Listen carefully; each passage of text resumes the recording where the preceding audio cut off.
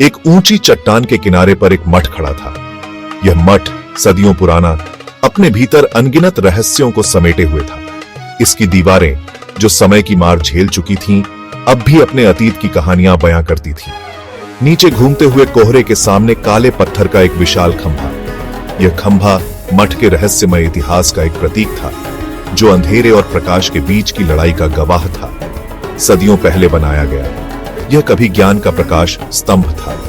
यहाँ की लाइब्रेरी में अनगिनत किताबें और स्क्रॉल्स थे, जो प्राचीन ज्ञान और रहस्यों से भरे हुए थे। अब यह रहस्यों का मकबरा था।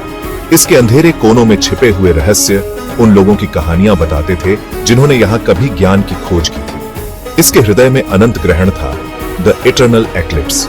यह ग्रहण मठ के अंधेरे और रहस्यमय शक्तियों का प्रतीक था, जो सदियों से यहाँ छिपी हुई थी। एक दिव्य हथियार का एक टुकड़ा यह अनकही बुरी शक्ति से धड़कता था। यह टुकड़ा मठ के रहस्यों का एक महत्वपूर्ण हिस्सा था, जो अनगिनत कहानियों और मिथकों का केंद्र था। मैं इसका खिंचाव महसूस कर सकती हूँ।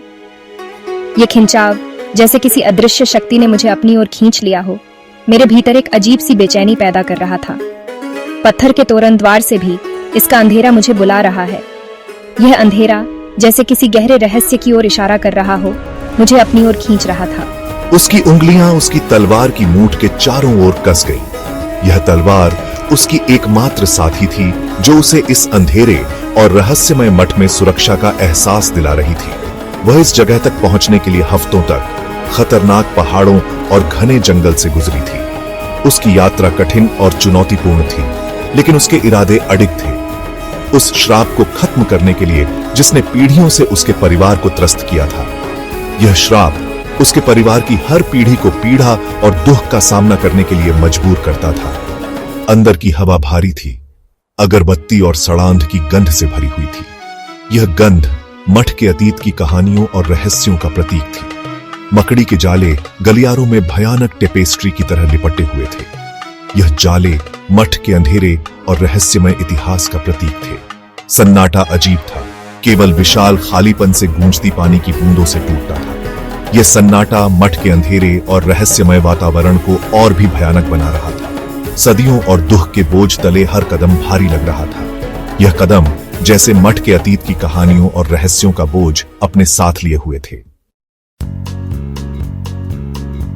आरव एक खंभे के सहारे गिरा हुआ था। उसकी छाती उथली उथली सांसों से ऊपर नीचे हो रही थी। खून से उसकी कमीज लाल रंग की हो गई थी। उसके चारों ओर जमीन राक्षसी रक्षकों के शवों से अटी पड़ी थी। हर एक आरव के कौशल और उनके मिशन की कीमत का प्रमाण था। तुम्हें मेरे पीछे नहीं आना चाहिए था। उसकी आवाज धीमी फुसफुसाहट थी। तुम्हें इसका सामना अकेले नहीं करने दे सकता था। उसका हाथ बढ़ा, कमजोर रूप से उसका हाथ पकड़ा। टुकड़ा, यह खतरनाक है प्रिया। उसके शब्द इस बात की कड़ी याद दिलाते थे कि वे यहाँ क्यों थे। अनंत ग्रहण गुनगुना रहा था, सन्नाटे में एक बेसुरा स्वर। इसने प्रिया को एक मोहक आवाज से बुलाया, शक्ति का वादा, बदला लेने की फुसफुसाते हुए। प्रिया मानो किसी समाधि में भीतर के गर्भगृह की ओर बढ़ी। हवा ठंडी होती गई, अंधेरा गहरा होता गया। अनंत ग्रहण एक चबूतरे पर रखा था। ऑब्सीडियन का एक टुकड़ा उसकी मशाल की टिमटिमाती रोशनी को दर्शाता था। जैसे जैसे वह करीब आती गई, वह उसकी शक्ति को अपनी रगों में धड़कते हुए महसूस कर सकती थी। ये मेरे भीतर की किसी गहरी चीज को पुकारता है, एक अंधेरा जो खुद को दर्शाता है। पिछली गलतियों की, उसके पूर्वजों के दुखों की फुसफुसाहट उसके दिमाग में गूंज उठी। एक क्षण के लिए वह इसकी शक्ति के आकर्षण को समझ गई। प्रतिशोध का मोहक वादा, मेरा दर्द याद रखना, मेरी चेतावनियां याद रखना। अंधेरा कम हो गया, उसकी जगह एक ठंडी स्पष्टता आ गई। अनंत ग्रहण न्याय का हथियार नहीं था, यह एक भ्रष्टाचारी था, जो नेक इरादों को भी अपने स्वार्थ के लिए मोड़ देता था। प्रिया, रुको, तुम नहीं जानती कि तुम क्या कर रही हो। इसे तुम्हें ले जाने मत दो। यह एक जाल है, यह तुम्हें और गहरे अंधकार में खींच ले जाएगा। आरव की आवाज कर्कश थी, लेकिन आग्रह से भरी थी। उसकी आवाज में एक गहरी चिंता थी, जो उसके दिल की गहराई से निकल रही थी। उसने खुद को ऊपर खींचा, अपनी तलवार पर भारी झुक गया। उसकी सांसें तेज हो रही थीं, लेकिन उसने हार मानने से इनकार कर दिया। यह एक जाल है, तुम नहीं समझ रही हो प्रिया। यह तुम्हें और हमें बर्बाद कर देगा। प्रिया मुड़ी, उसका हाथ टुकड़े से कुछ इंच की दूरी पर मंडरा रहा था। उसकी आंखों में एक अजीब सी चमक थी, जैसे वह किसी अदृश्य शक्ति से खींची जा रही हो। वह आरव की आंखों में डर देख सकती थी। उसकी आंखों में एक गहरी चिंता थी जो उसके दिल की गहराई से निकल रही थी। खुद के लिए नहीं, बल्कि उसके लिए डर। वह जानता था कि अगर प्रिया ने गलती की तो इसका परिणाम विनाशकारी हो सकता है। उसने हमेशा उसकी रक्षा की थी, तब भी जब उसने उसे दूर धकेल दिया था। आरव ने कभी हार नहीं मानी। उसने हमेशा प्रिया के लिए लड़ाई लड़ी। उसने उसके साथ अपने परिवार के श्राप का बोझ उठाया था और हर मुश्किल का सामना किया था। वे दोनों एक दूसरे के लिए ढाल बने थे। उसे अकेले इसका सामना करने से मना कर दिया था। आरव ने हमेशा प्रिया के साथ खड़े रहने का वादा किया था। यह यहीं खत्म होता है आरव, अब और नहीं। मैं इसे किसी और को चोट नहीं पहुंचने दूंगी। मैं इसे किसी और को चोट नहीं पहुंचने दूंगी। यह श्राप अब और नहीं चलेगा। मुझे इसे नष्ट करना होगा। यह हमारी एकमात्र उम्मीद है। और क्या होगा अगर तुम गलत हो? क्या होगा अगर इसे नष्ट करने से कुछ बुरा हो जाए? क्या तुमने इसके परिणामों के बारे में सोचा है? क्या होगा अगर इसे नष्ट करने से कुछ बुरा हो जाए? क्या तुमने इसके परिणामों के बारे में सोचा है? यह बहुत जोखिम भरा है। उसके शब्द उसके दृढ़ विश्वास के सामने संदेह की फुसफुसाहट थे। आरव के शब्द प्रिया के दृढ़ निश्चय को हिला नहीं सके, लेकिन प्रिया वापस मुड़ने के लिए बहुत दूर आ चुकी थी। उसने अपने दिल में एक दृढ़ निश्चय कर लिया था। अनंत ग्रहण ने काफी दर्द दिया था।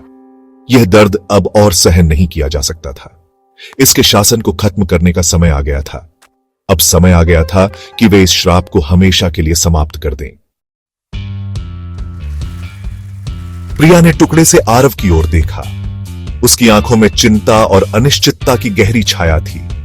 आरव की ओर देखते हुए उसने महसूस किया कि यह क्षण उनके जीवन का सबसे महत्वपूर्ण मोड़ था। दर्द से पीला उसका चेहरा एक हताश याचना से भरा था। उसकी आंखों में एक ऐसी पीड़ा थी जो शब्दों से परे थी, जैसे वह किसी अदृश्य बोझ के नीचे दबा हो। उसे डरने का हक था। यह डर केवल उसके लिए नहीं था, बल्कि उन सभी के लिए था जो उससे जुड़े थे। यह डर एक अज्ञात भविष्य का था जो उनके सामने खड़ा था। वह भी अनंत ग्रहण की शक्ति को महसूस कर सकती थी, जैसे उसकी गहराई में तूफान जमा हो रहा हो। यह शक्ति इतनी प्रबल थी कि उसने प्रिया के दिल को कंपा दिया। इसे नष्ट करना एक जोखिम था। यह जोखिम केवल उसके लिए नहीं, बल्कि उन सभी के लिए था जो उससे जुड़े थे। लेकिन प्रिया जानती थी कि यह निर्णय लेना आवश्यक था, लेकिन इसे बरकरार रखना आगे की पीड़ा की गारंटी थी। यह पीड़ा केवल शारीरिक नहीं, बल्कि मानसिक और आत्मिक भी थी। यह पीड़ा उनके जीवन को अंधकार में धकेल सकती थी। यह यहीं खत्म होता है आरव। प्रिया की आवाज में एक दृढ़ता थी जो उसके संकल्प को दर्शाती थी। उसने आरव की आंखों में देखा और उसे अपने निर्णय की गंभीरता का एहसास दिलाया। मैं इसे किसी और को चोट नहीं पहुंचने दूंगी। यह वादा केवल आरव के लिए नहीं, बल्कि उन सभी के लिए था जो उससे जुड़े थे। प्रिया ने अपने दिल में यह संकल्प लिया कि वह किसी भी कीमत पर अपने प्रियजनों की रक्षा करेगी। मुझे इसे नष्ट करना होगा। यह निर्णय केवल एक वस्तु को नष्ट करने का नहीं था, बल्कि एक पूरी परंपरा और अंधविश्वास को तोड़ने का था। प्रिया जानती थी कि यह कदम उठाना आवश्यक था। उसकी उंगलियों ने उसकी तलवार की मूठ को थाम लिया। यह तलवार केवल एक हथियार नहीं थी, बल्कि एक प्रतीक थी जो उसके परिवार की विरासत को दर्शाती थी। यह एक पारिवारिक विरासत थी जो पीढ़ियों से चली आ रही थी। इस तलवार ने अनगिनत युद्ध देखे थे और अनगिनत दुश्मनों का सामना किया था। एक अलग युग की आग में जाली इसने अनगिनत दुश्मनों का खून चखा था। यह तलवार केवल एक धातु का टुकड़ा नहीं थी, बल्कि एक जीवित इतिहास थी। लेकिन आज यह एक अलग उद्देश्य की पूर्ति करेगा। आज यह तलवार एक नए युग की शुरुआत का प्रतीक बनेगी। आज यह मोक्ष का साधन होगा। यह तलवार केवल विनाश का नहीं, बल्कि पुनर्जन्म का प्रतीक बनेगी। प्रिया ने एक गहरी सांस ली। जो आने वाला था उसके लिए खुद को मजबूत किया। उसने अपने दिल में साहस और संकल्प को महसूस किया। वह डर को खुद को पंगु नहीं बनाने देगी। उसने अपने दिल में यह ठान लिया कि वह किसी भी कीमत पर अपने लक्ष्य को प्राप्त करेगी। अनंत ग्रहण को अपने परिवार पर और अधिक शक्ति नहीं रखने देगी। यह निर्णय केवल उसके लिए नहीं, बल्कि उसके परिवार के लिए भी था। दर्द के चक्र को तोड़ने का समय आ गया था। यह समय था कि वह अपने परिवार को इस अंधकार से मुक्त करे और एक नए युग की शुरुआत करे।